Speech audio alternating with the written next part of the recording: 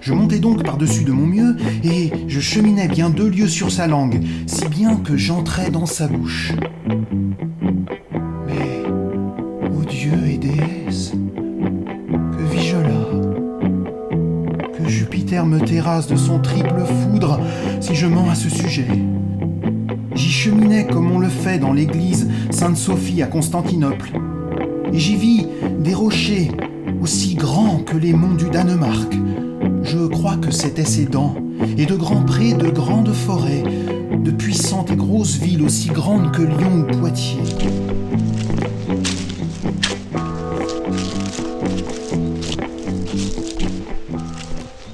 Il vous faut savoir que, sur le conseil des médecins, il fut décrété qu'on ôterait ce qui lui faisait mal à l'estomac. Pour cela, l'on fit 17 grosses boules de cuivre, plus grosses que celle qui est à Rome sur l'aiguille du Virgile, de telle façon qu'on les ouvrait par le milieu et qu'on les fermait avec un ressort.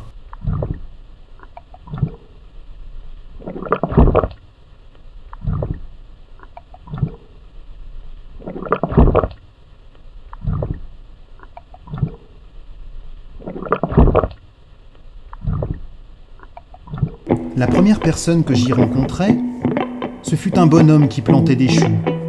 Aussi, tout ébahi, lui demandai-je : « Mon ami, que fais-tu ici ? Je plante des choux ? Et pourquoi ? Et comment ? Bah, messire, tout le monde peut pas avoir des couillons aussi pesants qu'un mortier. Nous ne pouvons pas tous être riches. Je gagne ainsi ma vie et je vais les vendre au marché dans la cité, qui est là, derrière. Jésus, il y a ici un nouveau monde ? C'est pas nouveau.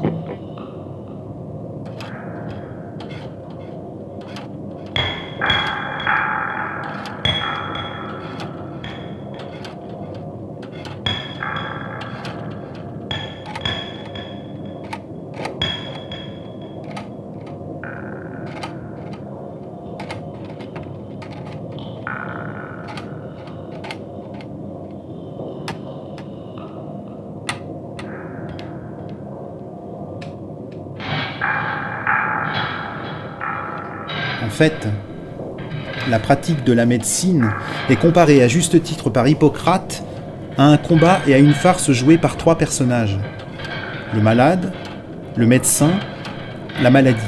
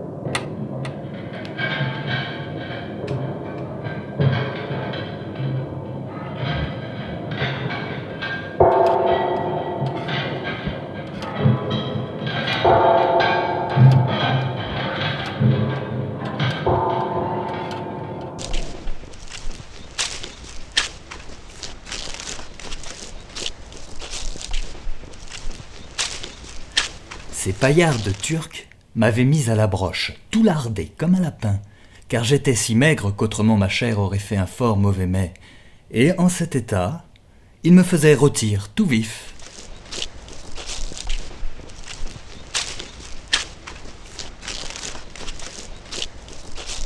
Soudain, Épistémon commença à respirer, puis à ouvrir les yeux, puis à bâiller, puis à éternuer, puis il fit un gros paix de conserve. Aussi, Panurge dit : « Maintenant, il est guéri, assurément.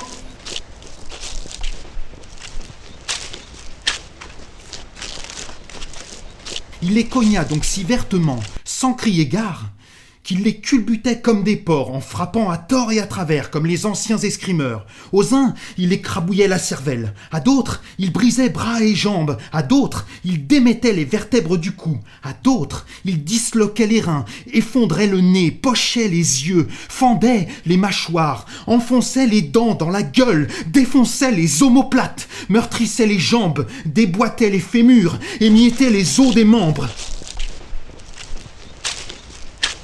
Carême prenant, dit Xénomane, quant aux parties internes du moins l'avait-il de mon temps, le cerveau semblable en taille, couleur, substance et vigueur à la couille gauche d'un ciron mâle. Ses ventricules, comme un tire-fond. L'éminence vermiforme comme un jeu de mailles. Les méninges, comme le capuchon d'un moine.